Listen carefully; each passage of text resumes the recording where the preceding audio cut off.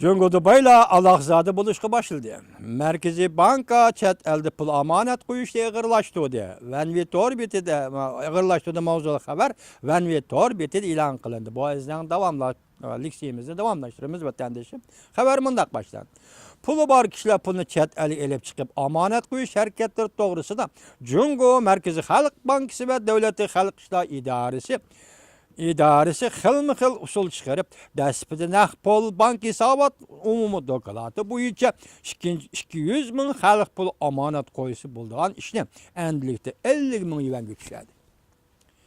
Undan keyin 6 milliondan ortiq chet el bankalar omonat qo'ygan bank hisobot nomerini tekshirishga boshladi.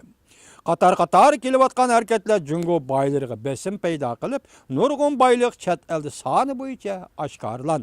Tahlilchilar mundaq ko'rsatdi. Merkezi Banka ve Devletlik Baş İdaresi'nin yukarı hareketleri pul juyishqa, pul yotkashga qarshi turib, chet eldagi bank hisobot nomerlarining boj o'g'irlash harakatlariga zarb berishni maqsad qiladi. Bu ikki organ arqa-arqadan mundaq siyosat chiqadi.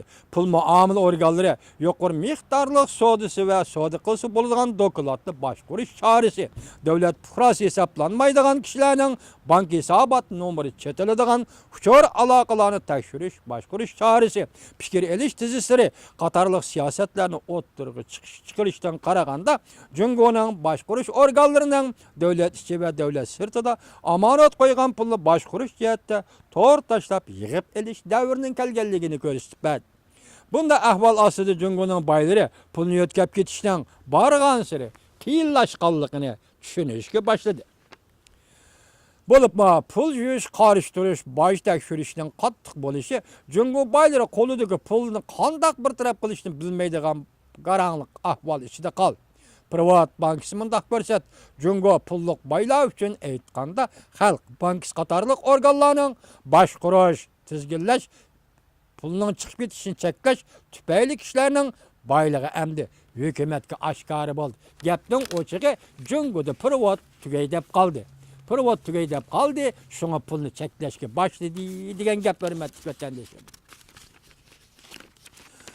Amerika Dengiz Armiyasi endi xabar qarang, yangi yilda Osiyo Tinch okean rayoniga harbiy kuch o'rinlashtirishni chaqirdi.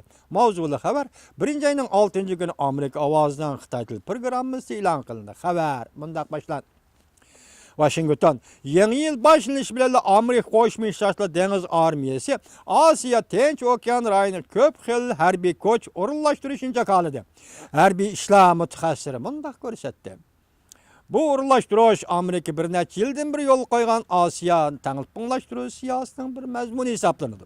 Amerika Dengiz Armiyasi 1-oyning 5-kuni Yaponiyaga Amerika armiyasining eng ilg'or harbiy razved aeroplani E-2D belgilik bir turkum aeroplanni o'rinlashtirgan bo'ldi.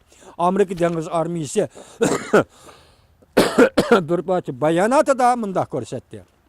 Növbətdə Amerikanın şərqi qırğaqlarında turuşluq Avamatka razved aeroplani 125-ci ətirtinin bir tarmıqı E-2D belgilik aldın signal beriş aeroplanı haydaydigan bo'ldi.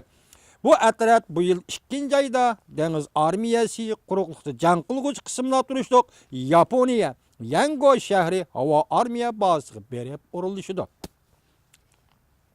5 burcaklik binanın sabiq harbiy ishlar tahlilchisi Brian Clark Amerika ovoziga mundaq ko'rsatdi. Yaponiyaga yuqorqi aeroplanlarni o'rinlashtirish Amerika armiyasining ishdan burun signal berish iqtidorining Jungoning ko'langi belgilik aeroplanning iqtidorini olqib ketganligini ko'rsatib berdi. 2 kun burun Amerika Dengiz Armiyasi Karvinsin belgilik Avamat gruppasining 1-oyning 5-kunidan 6-kunigacha Santiago portidan ayrilib G'arbiy Tinch okean yurish qilganligini jakarlagan edi Amerika Dengiz Armiyasi.